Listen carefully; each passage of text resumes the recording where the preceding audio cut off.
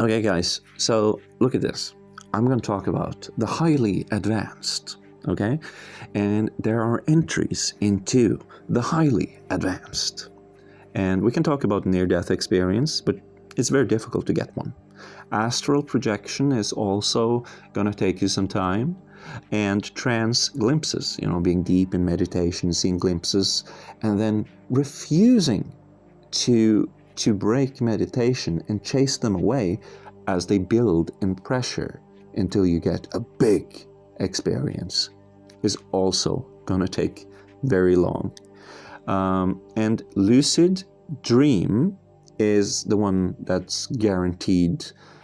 It can take weeks and days to trigger a lucid dream, but it's something we all can relate to. These other three people have very great difficulty believing in it, and so we must start where people can kind of get a taste. Now let me go through with you a lucid dream I just had. Wednesday, 9th of July 2025 is when I wrote it down, okay?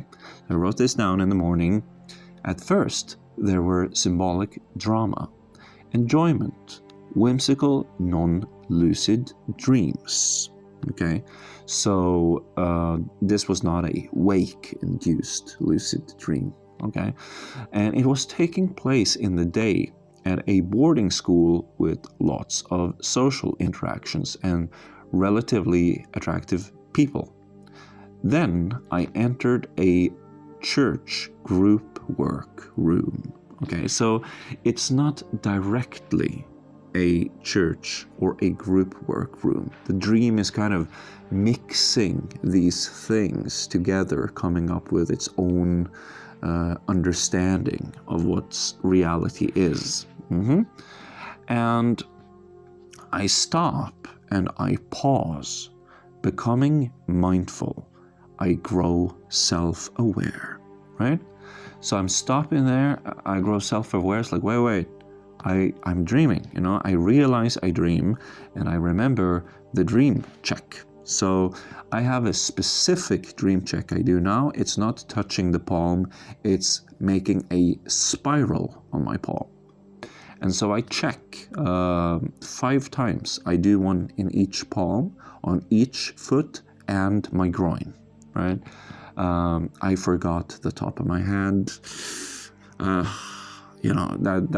I have to do next time. I perform the dream check. I do it 5 times. Both hands, both legs, groin. Now I don't know what to do. So now the dream has kind of come to a halt. I don't know where to go with this.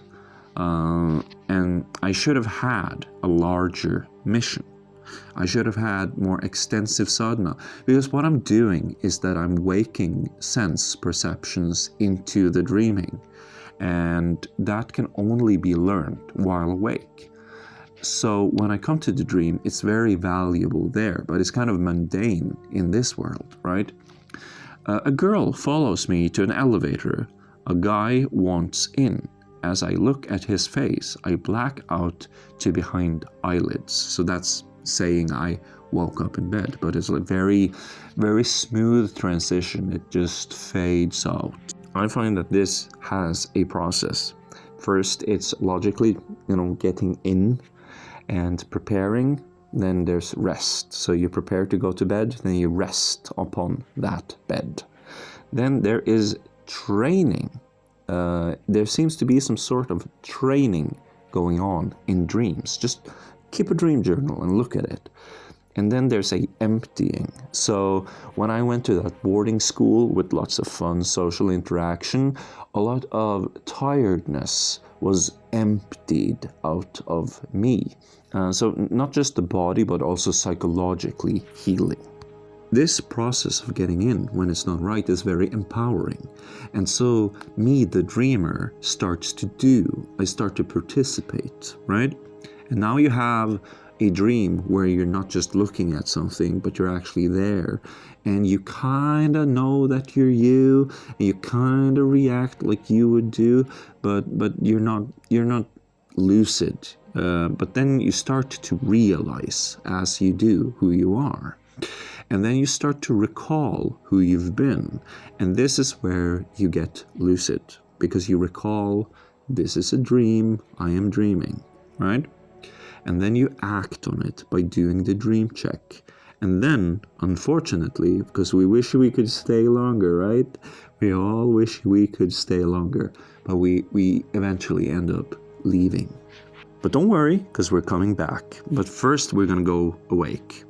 And when we come back, this is where the dream check will really shine when you do it like I do it, because the memory we have to remember very quickly before it fades.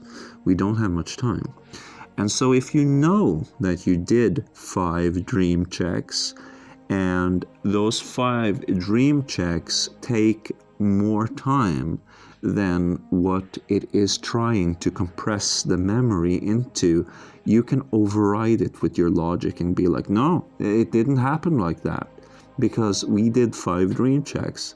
If you have a dream yogic sadhana and you went through a whole routine, and you know that routine is 10 minutes, you know you were there for 10 minutes. And so you can override the mind, and you can repeat it and repeat it and repeat it, and ultimately you do away with the whole time dissatisfactory shrinking, please forget about that dream, yeah, that didn't happen, that gets defeated. But you can also have significant experiences while waking up that, you might choose to focus on them instead, because they give you a glimpse of what is possible. So this is a strategy game we're playing here. And we have to have long-term goals, but we also have to make quick decisions on where to put our efforts. One of the things you have to prioritize during the day, you have to make this relevant, because inside of you, there's a locker. And that thing, that the whole purpose it has is to make this like, no, let's not do this. Yeah, it's like that. In the beginning, you have to disable it manually with your practice and with your motivation and with the content you consume on YouTube. So let me tell you about some dreams. Okay, so let's talk about dream healing, which can be very personal and very nice and feel very good. And so it's a feel-good topic right here. And what's funny about this one landed me in quite a lot of trouble. So what happened was, there was a period in my life where I felt pretty complete and I didn't need anything. But then people to birthdays and Christmas didn't know what to give me, and I didn't know what to wish for. So we would have these moments where they would give me things, and I would of course be, I would have to show gratitude, but it's like, hi, here you go, thank you, it's this, it's a little bit, it's not like when you're a kid, and you get a PlayStation for Christmas and you start screaming. And what happened was that I had this dream where I met this man and we were walking together by the riverbanks, and he says, by the way, I have a gift for you. And it just brings up that emotion, like, you shouldn't have. And then he takes out his hand and he opens it up and he says, Ganya of the Yogis. And I was just, what is Ganja of the Yogis? Oh my God, I can just, it gets very emotional. And so the next morning I go to school and I tell my friends about this, and I'm still happy. And now Karen in the hallway overhears this, goes and tells the teacher that we're selling drugs or something, and we got in so much trouble. Oh my God. So let's talk about dream humor. I've already talked about this one before on this channel, but it was basically a dream where me and my sister were at the beach. Now behind us is the house we're living in at the time, and in front of us there's nature, but then it turns out that behind some bushes and some stones there's a Indian warrior with sword and shield and cargo pants and a black hoodie, and he jumps out and starts charging at us. And my sister runs, I run, but then I turn around and I point my finger at him and I flick my other index finger above the finger that's pointing while I yell out this curse. This is a thing that I've invented, which is like the most terrible curse. Now, there's no sparkles, there's no magic, there's no lightning erupting from my fingers. Basically, me just standing there pointing at him, pew, pew, pew. But the Indian warrior just stops in his tracks, like, oh, what happened? Oh no, I got cursed. And so he retreats and goes back to hiding behind the same bushes again, which is a little bit funny. And then we go to the house and we're about to go inside and close the door, but then the Indian guy is back, but this time he doesn't have a sword and shield, and he's smiling like, hey, we got off on the wrong foot, and now it's like, will you please remove the curse? But dreams can be very personally significant. So one time I dreamt I was in Disneyland. It was this guy there with his dog, and he had glasses, and he looked like one of the guys in the Bee Gees, and he's there with his dog. And I'm also there with my pet cat who died in 2020, and we're playing together in the Disneyland, and she's very hyperactive, very playful, and that's it's just us having fun. And that was that dream. And it's like, this is the kind of personal stuff that I usually don't share, but we can share it because it's pets, right? So it's very easy for other to understand when it's a pet. And then she took me up this very, very tall bed, and on top of that bed was the cat that I had when I was a kid, which was red and much, much older. Yeah, he was there. And then when he saw me, he was very surprised, like, whoa, it's you. And then his face became very cartoony, and he got like huge eyes, and they filled up with water. And then at some point they just erupted and tears came out. So it was very, that's personal stuff that hits you home. And that's why this is the highest practice, because it is personal by default. It's like the Sufis say, it's like, if you don't control the heart, if you don't have the heart, if you don't own the heart, you have nothing. It doesn't matter if you attained to this or that level, or you have this or that chakra. You have nothing because you don't have the heart. The stuff with the pets is something I can share because I'm sure everyone will understand what it is like with a beloved family pet. But there's other themes that I do not share, and I don't see anybody else share these themes either.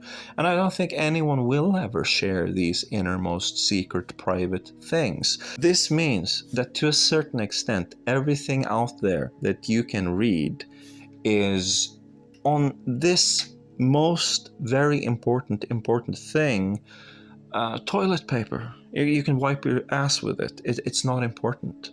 And you need to understand that there is no one who can compensate for that but you. And so that's the empowering aspect, and why this is the highest practice. This is not you needing a Lama. This is you becoming the Lama. This is you becoming that highest thing. Now, like surface attainments, like seeing chakras and stuff, of course it's super cool, man. I saw this. This was super cool. I was happy about that. It's like, I wish it would happen again. I wish it would happen more often. This is awesome. This is like, but it's not hard. It's, I can do something impressive. I can show it to you. It's gonna take a little bit more than these outer teachings to become a true hero.